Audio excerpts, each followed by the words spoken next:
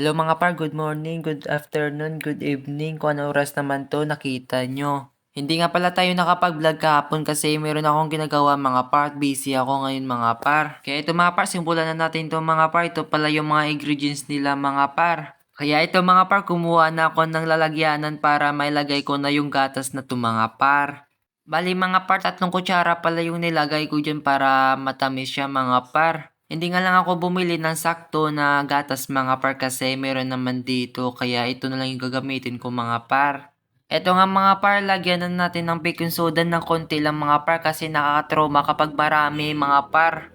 Ayaw ko kasi maulit yung dati mga par na ginawa ko mga par kasi marami yung nilagay ko na baking soda doon mga par. Isa lang pala yung itlog na nilagay ko dyan mga par kasi kung dalawa mga par marami mga par. Isa nga lang yung itlog mga par, nahirapan ko pa mabuksan mga par kasi natatakot ako baka masama yung shell ng itlog mga par.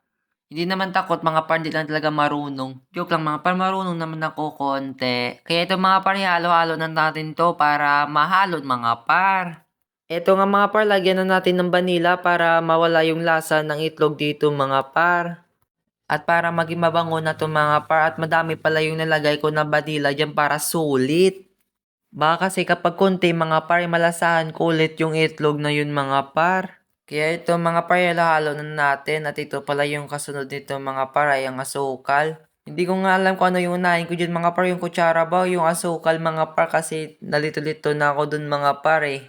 Kaya ito nga mga par, i-mix na natin to mga par. Ay mali pala ito pala. Ito pala mga par, i-mix na natin yan insan. Guys, ilalagay ko na pala rito yung mga par, yung tawag yung gatas mga par dito sa lalagyanan para mailagay na natin sa oven mga par. At ito pala mga par, malapot na rin siya mga par, hindi naman makasing lapot mga par, basta sakto lang yung lapot niyan mga par. At okay na to mga par, sana maging okay yung mga par, yung final na itsura nito mga par, para okay ba?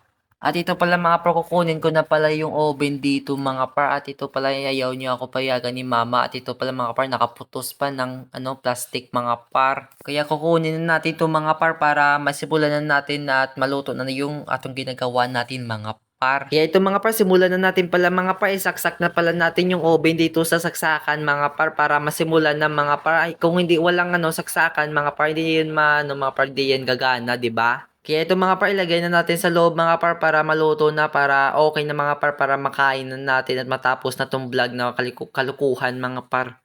Nilagay ko nga pala yung temperature dyan mga par, yung 150 mga par, at ito pala yung function mga par, at 20 minutes mga par yung nilagay ko dyan mga par para okay ba mga par. Magmuni-muni lang pala ako rito mga par habang hindi pa naluluto mga par. Kaya ito mga par, after 20 minutes mga par, tapos na pala, naluto na pala mga par, sunog na yung taas mga par. Kaya kuhain na natin itong mga par para makain na natin kung okay bang mga par. May nakalimutan pala ako lagyan dyan ng gatas si taas mga par, pero sa huli lang yung nilagay ko dyan mga par eh. Kaya ito nga mga par, sunog na pala siya mga par, hindi ko lang yung nakita sa huli mga par kasi pinabayaan ko sa loob mga par.